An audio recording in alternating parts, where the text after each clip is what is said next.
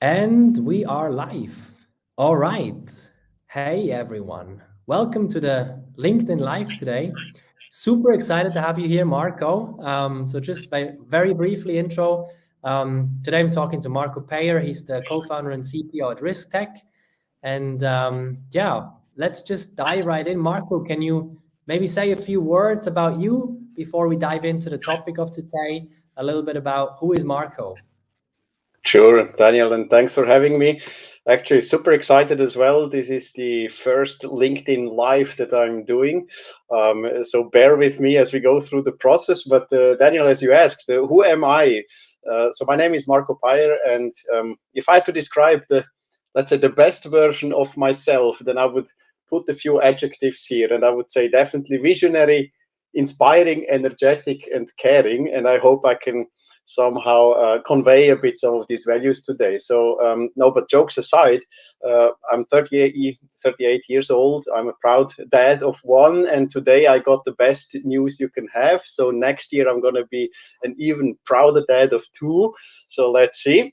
I'm a cook and I'm an entrepreneur by heart, as you said, Daniel, which is about combining technology and risk intelligence. So that's Marco Peyer today here. Thanks for having me. Very nice, Marco. Thanks. And you already started diving a little bit into the first question I have, but I think we can go a little bit deeper there. So, first question basically, Marco, if you had to sum up your essence in one word, what would that word be and why? Can I cheat, Daniel? You want to use two, right? Or so three? so so without cheating, I was really thinking about this because I imagined you would have a question like this, and if it's in one word, it's not even a word. I would put just 3P. But if it was in 3 words, if you would allow me, or actually technically speaking, 4 words, I would have said people, purpose, and progress. Which is something which I think summarizes lots of things about not only who I am, but also what I'm doing, and probably also, at least what I'm being told, what I tend to be also good at, right? So what is it? I mean, I really care in terms of, the purpose, as I said, visionary, right? Creating inspirations. I care about progress, right? Because I believe there is only one way, which is forward. And there is this energy, right? So there needs to be a strong purpose that drives you, and ultimately there needs to be progress, right? So I would hate to say success, because success everybody defines different, but progress is what to me matters in the end, right? So with people with a good purpose to in the end achieve progress, whatever that might be, that type of progress. I love that. Thanks for sharing. And we this is something that came up many times when we talked, but also I think on your LinkedIn profile, this really stands out. And I love how you are clear about this and you continuously shape it and put it in everything that you're doing and that you're up to. I want to talk a little bit about like what shaped you as a leader, as a human being, as a professional in the past. So if you had to point out maybe some experiences or moments that you really feel these are the things that really shaped me to become who I am today, what would those things be? Yeah, look, I would say the typical answer, right, many people give is, and that's true, right, to a good extent, you're being shaped by the environment where you grow up, with whom you grow up. Typically would say your parents, and yes, that's true in my case too, right? So I have parents with a very diverse background and origin as well. So it's clear that that is a big part of getting shaped as a young individual, right, as a human being. But I would also say lots of what has shaped me is truly also myself, right? So the experiences that I have made, and probably one of the things, also speaking a bit more on the professional side, that shaped me is when I was actually back in my teenage age. So this was around 1996, 97. So this was the early days of the internet, right? And I thought at that moment, having seen a couple websites, that I've seen the whole internet. Now I want to understand how does that whole stuff work, right? So that was the first time I opened the notepad and then started to write some HTML code by just copying what I've seen on some other sites. But this was one thing that shaped me a lot. And the whole background to this was, why did I even get into, let's say, building websites, right? Because I had a goal in mind. And again, I had to call it the purpose. I had the goal in mind, which was mobility. In other words, with 18 years old, having the driver's license in Switzerland, being able to be, have mobility and be able to travel around the country and even beyond, I had this vision. I need to get my own car when I reach the age of 18. And it was pretty quick, that conversation with my mother, I remember. And she told me, you know what? I mean, you got to do what you need to do, right? So earn it yourself. And she did not give me any instructions in terms of how to, right? But she gave me that push in terms of go out there, do it yourself, right? Or in other words, if you want, you can, which is one of the things I mean, I'm not going to take my laptop now in front of the camera, but it's something I have on pretty much all on my devices to remind me of this, right? Yes, I would say, look, this is a really, it was a defining moment amongst many others, of course, but this is the one with that. And I did not know too much about quotes back then, being 13, 14. But if you want, you can. That's a bit the spirit which showed me, look, I mean, yes, you can do an apprenticeship. You can actually do your professional education. And yes, in your leisure time, there is still enough hours to start and do something, even get even paid for that, right? And be able at the age of 18 go to the car dealer and actually get that car that you had in mind for 3 years, right? And really have that endurance as well to make it through. I think that's an amazing experience, because it's not just, I mean, the quote is nice, it's great, but the quote alone is just a few words, right? But by actually having the experience, I think that's what really shapes. It's not the quote, right? The quote is the reminder of the experience, probably, right? Because the experience is what you remember and what shaped you, and what actually created the driving force that these words actually apply to you, and it's something that you're able to reproduce in many different instances again and again. And I love that. And I think it's so amazing and so valuable if we are able to be shaped on a young age that way, or we're able to shape maybe as well, with our children, that way. It's really beautiful. Now, talking a little bit more about actually motivation and what's driving you. Why do you get up every day? Like, what's the reason you get up and do the work you do? What is the driving force that makes you do those things? Yeah, there's probably two to that, right? And just to the previous one quickly, Daniel, I mean, the quote that only came many years later. So absolutely right. It's not the quote which said, okay, now I follow what the quote says, right? But the quote was more a self-reflection many years later, where I felt like, okay, that's a good fit. Now to your question, so what gets me out of the bed in the morning, right? It's twofold. I mean, physically, it's my 2.5-year-old daughter right now, so she gets me definitely out of bed. But I'm an early bird, right? So typically I get up at around 4:20, 4:30 in the morning. And why do I do that, right? And that's ultimately the second reason. I get up so early in the morning, not because I go to bed at 6 p.m., right? I'm typically still in meetings and doing things. But look, it's the sheer amount and this almost, I could say, infinite possibilities which I see out there. And this can be a variety, right? I mean, I have plenty of ideas. I probably need 7 lives to accomplish what I all have just currently in my mind, what one could do. But I also see the almost infinite need to do things, right? And I think we are living in a very privileged time. Speaking of technology, there is cloud technology is available, right? Everybody can deploy a technical solution, a software product, right? You need the skills, of course, but the technology is there, and it's also vastly affordable. So I think we have lots of possibilities, but we still do comparably and in relative terms very little with the possibilities we have, right? And this is what gets me out of bed, right? And typically what gets me then out of the shower as well, where lots of ideas are sparked, right? So I think there is lots that we can still do, there is lots that we have to do, irrespective of the industry we are in. And I really take it as a huge privilege, right? That we have those basics in place, right? We have energy. I know it's a big discussion these days, but we have energy, right? We have an infrastructure. We have a certain political safety, right? We have access to technology. So, I mean, all the ingredients that you need in order to, in the end, make the place you are in, but also the place everybody else is in, a better place, a more enjoyable place. We would have that, right? And it's really this kind of possibilities which, yeah, which drive me, right, and which give me a perspective every single day. It's funny, usually people mark me as an early bird because I get up at 5, and now I found somebody who's an earlier bird than me, which is really nice.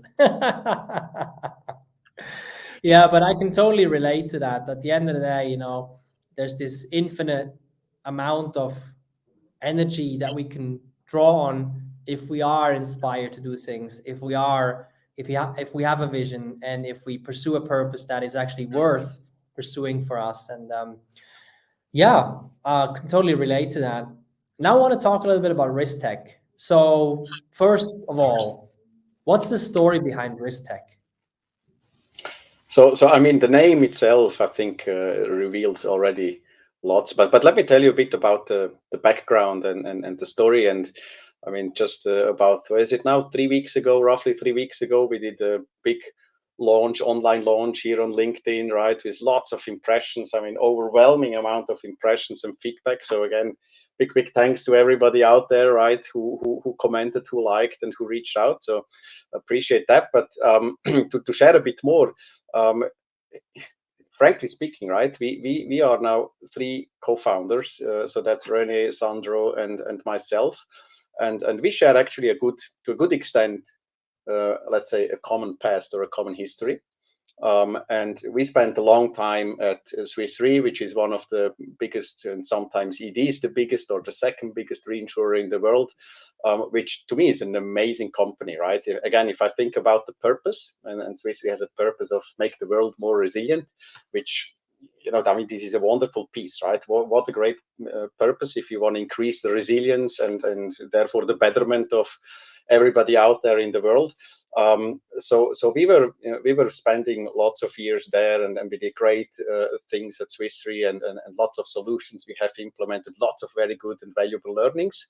But I think what really, where we were always a bit different, you could say, to many different people, is we've never behaved like, in quotes, just an employee, right? It was never just a job, right? You go in the morning, you do something, you have basically your to-dos, and then you go home, you get your paycheck, right? So it was always this, I call it this intrapreneurship, right? This intrapreneur, right? Whenever I saw the logo of the company somewhere, it was like, this is my company. It's not my employer, it's my company, even though there are many more colleagues part of it, right? So very strong identification with the purpose again of the company, of the organization, and this entrepreneurship. And I think when you're at a certain level of, let's say, experience, not to call it necessarily just a career, because career is not just a vertical thing, right? But the level of experience. Now, I speak for myself here, being, again, as I said in the intro, 38. You have a child at home, right? And you start to do a bit of self-reflection, and you have done lots of cool stuff. And you see that entrepreneurship that you're driving, right? I really started to ask myself then a bit earlier this year, so what's next, right? What's the next level of entrepreneurship? And this is where I then quite quickly concluded also what I put in my LinkedIn post when I announced it earlier this month, the move from intrapreneurship to entrepreneurship, right?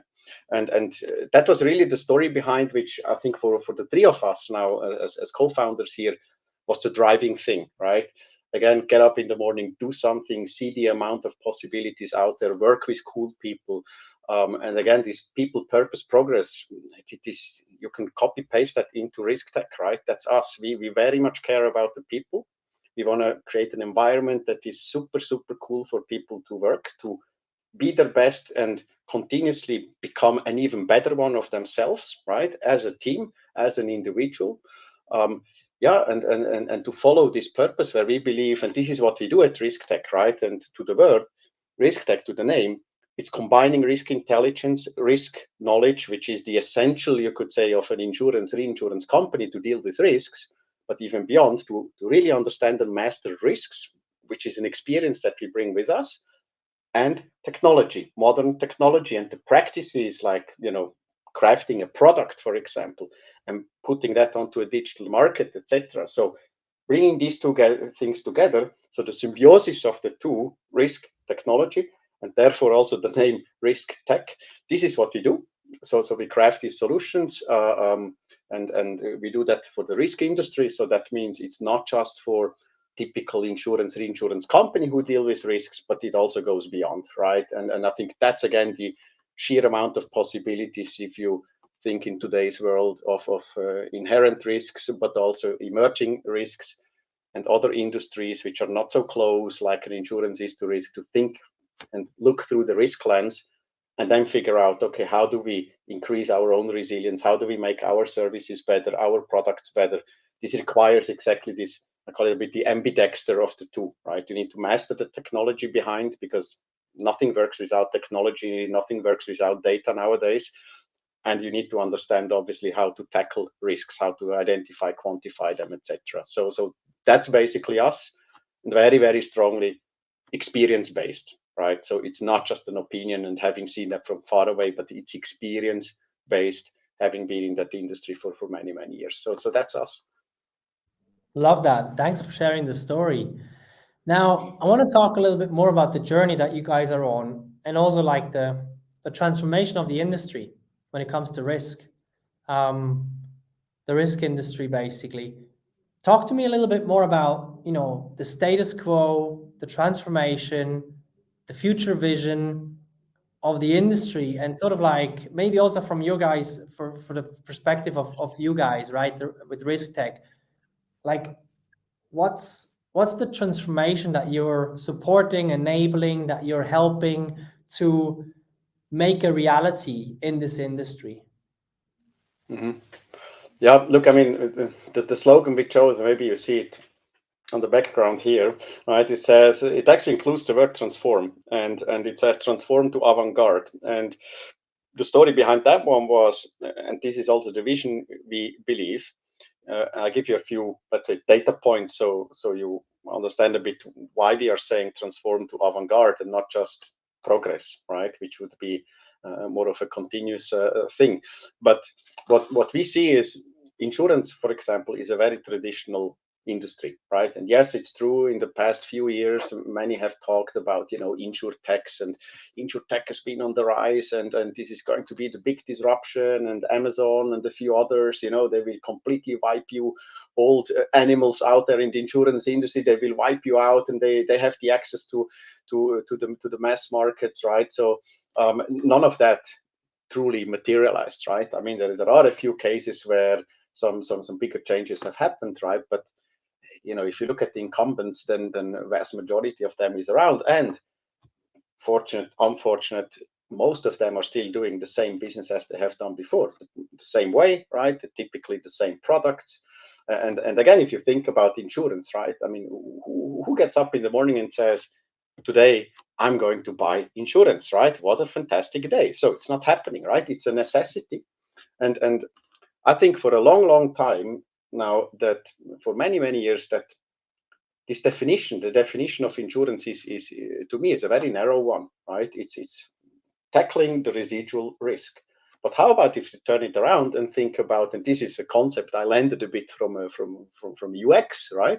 From the user experience engineering methodologies, which is try to figure out what is the ultimate goal. And the ultimate goal is not to manage the residual risk. The ultimate goal is to increase resiliency. And if that's the goal, then why don't we find other ways to address it, right? So what do I see as a trend, right? I think this continuous improvement and a bit of sorry for the word, right, but just tech washing or digital washing a bit the same traditional products and the same traditional processes. I think this is not going to elevate the whole industry to the next level, right? This is not bringing the big insurance companies to the next level. It's also not about technology, right? Replace one thing with another thing. That's not making the big difference. I think we need to rethink from a point of view, how do we increase resilience after all, and where can actually the existing products be embedded, and how do we create an even, you could say, more composite solution and offering than just doing the traditional. So what we have then seen, and this is why avantgarde, right, is that the traditional insurers, some of them are going more into progressive, right? So they try completely greenfield approach. We have a few out there without listing too many names, right? But you have a few out there who are digital native insurance carriers, companies which do these things. But then what I found very, very inspiring is there are lots of other industries, and these industries had to completely reinvent themselves, or they originate even just from the past few years, right? So many things did not even exist about 20 years ago, and there is a complete new market. And these are the much more progressive industries. And we say avant-garde, so catapult the old industry into even a step beyond progressive, which means that you have to holistically think different, what you're offering and how you're doing things today, right? So I think, just there is one nice quote which I like a lot, and I think Daniel, we exchanged on that one some time ago. So improving candles didn't make a light bulb, and by far it did not make an LED light, right? So I think this is a bit where I feel the insurance industry, the risk industry, is a bit stuck in improving the candles, the shapes of it, and the burning should be more efficient, whatever. But it did not even get yet to a complete new era like it would be with a light bulb, or nowadays with a highly efficient LED light, right? And I think this is where we see the possibility, and also the very, very strong need to transform exactly into this more avant-gardistic type of a setting, I could say. Thanks for sharing. I really appreciate it. Also in terms of the thinking about the outcome, the end result versus managing the process. I think it's a really interesting way, because I think the longer you are in something, or the longer something is the default, the easier it is to only think about managing the process, right? And then make the process more efficient, right? And make it faster and leaner and cheaper and bigger and smaller and whatever, and forget about why. And forget about what you're actually trying to achieve eventually down the line. And I really, really like that perspective. Now, looking back a little bit on your journey at Swiss Re, as well as like at risktec, now, if you went back to your 20-year-old self and you could share some lessons that you learned along the way with your 20-year-old self, what would you share? Well, yeah, different things, right? First of all, I would probably share to everyone, make your own experience, right? Because yeah, sure, you can listen and read about others' experiences, and you can try to, let's say, follow a similar path. Don't do that, right? So don't read a biography of someone, right? and try to just do the same thing, right? It's not going to look the same, number one, and it's probably also not the one which fits you best, right? So I think two things which are very important to me. First of all, that thing I said initially, if you want, you can. So you need to want something, right? There needs to be a strong will, because without that you will not have the necessary endurance which is needed. You need the persistence, you need to follow these things, you need that purpose, because without the purpose you won't be driven for too long, right? And you will be distracted, you will be dragged apart, and that doesn't work. And I think on the skills, right? I mean, as you said, 20 years back or 18 years back, clearly I had different skills than the skills I have today. And I can also tell you, 20 years ago, probably I would have really had, I would be sweating here to stay in front and talk to you, Daniel, right? So I acquired skills over time, and again, I think if you want, you can, and everybody has something to say. Everybody has a role to play. So don't diminish yourself. Very important. Don't diminish yourself. Be yourself. And I think also important is don't be too selfish, right? So lots of people then think, okay, if I need to be myself, I need to be selfish. No. So don't be too selfish. Be true to yourself. I think this is the most important. And I know this is not always easy, depending on the context environment you are in, to get the necessary support and inspiration that if you want, you can. But I think important is really that you do believe in something, whatever that is, right? Even if it's the smallest thing, and that you also reward yourself. You need to reward yourself and recognize what you have done. And at the end, right, you will see that others will start to recognize it too. And don't get, maybe that's another learning, don't get too distracted by, yeah, perhaps, over time you will have people around you who start to be a bit jealous, right?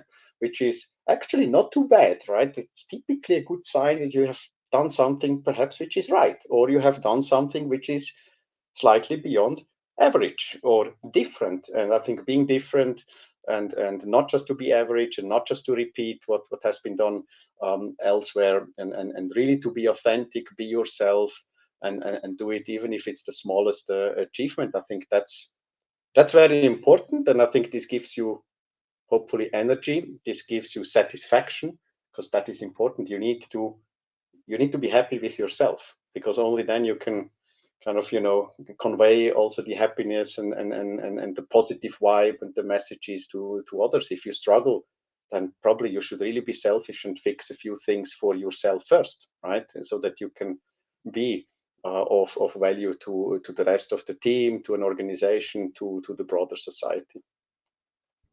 Thanks for sharing, Marco. I think these are some really solid um, insights, and I always find that looking back at those lessons very interesting. On the one side, to give it, to share it with other people, but it also to be reminded of them, for future decisions that we make ourselves. And to wrap this up, this conversation, I really have one more question, which is a little bit more in the clouds. But let's say you're 80 years old now, and you're sitting in your rocking chair, and you're looking back at your life, and you look at the world and the industry that you're in or that you worked in. At that point, what's the kind of change that you want to see in the world, or in your industry, or in general? Look, I think we are living in call it in difficult, in strange times, in complex times these days, right? Now, if you would have asked my grandmother, even if you ask my mother how this was, to be born on 6th of August 45, right? Hiroshima. So I mean, imagine, right? Again, it was complex and difficult. So putting that a bit perhaps aside, we will also be in difficult times in 80 years, but in a slightly different fashion. I think what I would really love to see, first of all, for let's say the broader setting, the world we live in. I hope that we are more conscious, that society, people are more conscious in terms of what they do, how they do, that we are much more conscious about, as I said, we have nearly unlimited possibilities and resources, right? So that we are more conscious how we utilize these resources, right? So it's not just about talking of food waste or recycling and other things, but in general we are more conscious about resources, and that we collaborate much stronger. I think there needs to be a much stronger collaboration, but collaboration means also we all need to work on a bit, let's say, some core values, things like respectfulness, humbleness, but also understanding, and then listening to each other with the intent that we want to truly understand the other side, and not just to wait for giving our standard response, right? So I think if we allow different paths, if we allow differences, I think we will have a very inspiring and interesting world, right? The world is different, right? And we know that by nature, we know that by many things. Let it be different. It's totally okay. But I think if we are more conscious about these facts, if we are more conscious in how we leverage these differences, and if you're more conscious about the resources and how we utilize them, if you're trying to, yeah, maybe, think broader but act very focused, then I think we should be in a better place. I think we should also be able to leverage technology and all these things in a much more effective way than we do today. So I hope that some of this, and maybe we can watch this recording in like 40 years, 42 years from now, that some of that becomes true. I love that. Somewhere in the metaverse, right? Probably. We'll see, right? We'll see what's going to happen in the future. Hey, thanks for that. And it's a really inspiring note to wrap up this interview, Marco. Really appreciate. Thank you for being here and for sharing. And yeah, I hope we're gonna see each other again soon for lunch or something else. And thanks for taking the time to spend here with us and sharing all your insights. Likewise, Daniel. Thanks for having me. Wish you a good rest of your Wednesday.